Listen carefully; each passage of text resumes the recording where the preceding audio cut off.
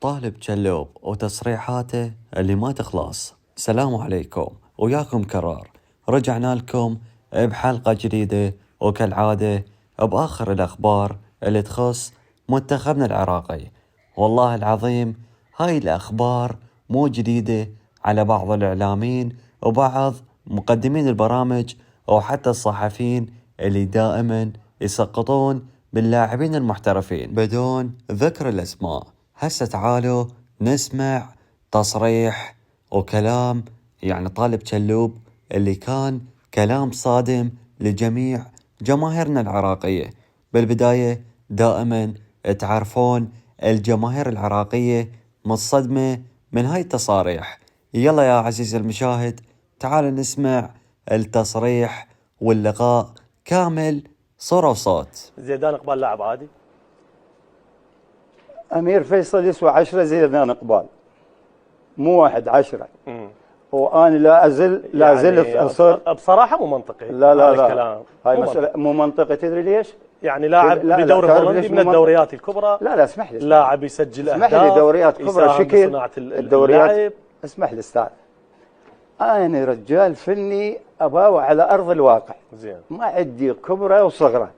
كرة القدم ما بيها كبير ولا صغير، بيها مستوى فني واداء. زين، هذا امير فيصل ترى لاعب، يعني انا تعبت عليه. اجي وياك.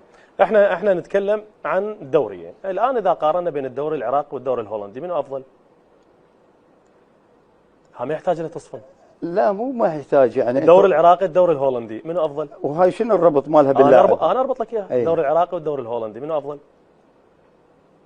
انت بعد تتصرف. لا انت جاوب. مو انا اتابعك اعقب عليك. لا انا اريدك تجاوبني. عراقي والهولندي منو الافضل؟ الهولندي شنو يعني؟ الدوري الهولندي منو افضل؟ ايه طبعا الدوري الهولندي بيه نجوم. ممتاز. بس سابقين مو هسه. ممتاز. لا هنا لان هسه كرة القدم هم كل العالم متاخره. احنا كوياك. ايه الان بالوقت الحالي بهذه الفتره ب 2025 منو الافضل؟ الدوري العراقي ولا الهولندي؟ طبعا الدوري الهولندي صح؟ طبعا. اذا منو الدوري اللي يطور اللاعب اكثر؟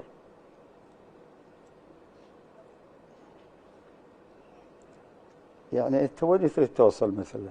هسه جاوبني وانا اقول لك وين نوصل. منو الدوري اللي يطور اللاعب اكثر؟ الدوري العراقي ولا الدوري الهولندي؟ اروح الدوري الهولندي. الدوري الهولندي. اذا اللاعبين اللي يلعبون بمثل هذه الدوريات لاعبين على مستوى عالي زين. هم اللاعبين اللي بالعراق. اذا اللاعبين اللي يلعبون بالدوري الهولندي مستواهم اعلى من اللاعبين اللي يلعبون بالدوري العراقي. هو منو بذول الولد يلعب بالدوري الهولندي اساسي؟ منو؟ كلهم يلعبون حاليا زيدان دا يلعب مباريات اساسي. ايش قد يخلوه ينزل مثلا؟ هسه حاليا كل المباريات دا يلعب اساسي. ايه ما متابع حضرتك؟ يعني هذا. لا انا بصراحه بس اتابع الدوري الانجليزي. انا اتحدث عن مستوى فني. اي يعني هسه زيدان من تخليه بمنتخب العراق. انت اموري ما شايفه بمنتخب الوطني.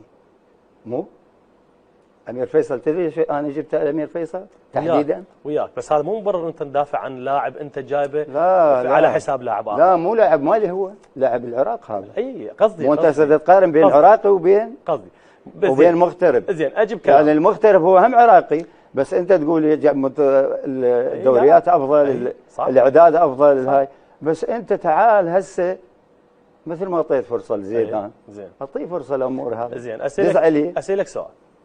احنا شلون نحكم على اللاعبين؟ من خلال رؤيتنا لهم ورؤيتنا لمستوياتهم، من خلال متابعتنا للدوريات. صح. انت حضرتك من سالتك الدوري الهولندي تتابع، انت قلت لي لا اتابع الدوري الانجليزي. اذا شلون حكمت على مستوى زيدان اقبال؟ لا زيدان شفته بالمنتخب. ايه ما اخذ فرصه؟ لو اخذ فرصه جيده بوجهه نظرك. مو اضافه. طيب انت من النوع اللي تصر على رايك حتى وان كان خاطئ؟ لا استاذ بس خليني اوصل لك. لا السؤال هذا ما عليه. اذا تسمح لي استاذ. انت شفت منتخب الشباب؟ اكيد. هسه مثل ما انت تسالني وانا قلت لك الهولندي، هسه راح اسالك. اسال حقك. اموري طاغي على افضل اللاعبين. لا اسمح لي. طاغي على اللاعبين لو ما طاغي داخل الملعب. نعم.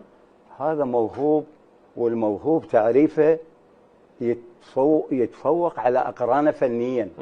هذا موهوب. اموري بس طلع من منتخب الشباب راح اشوف فراغ اكو. هذا زيدان اقبال من يلعب بالمنتخب او ما يلعب ماكو فراغ ولا اكو اضافه.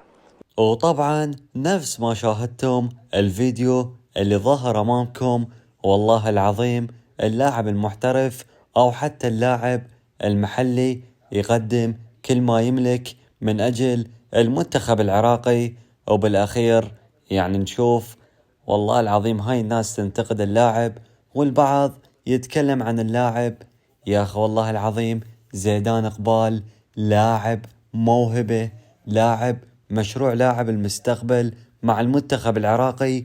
لازم احنا كجماهير عراقية وكإعلاميين وكناس ناشطين في مواقع التواصل الاجتماعي أول الناس ندعم هاي المواهب اللي تقدم بأوروبا وتقدم في أفضل الدوريات الخمسة الكبرى.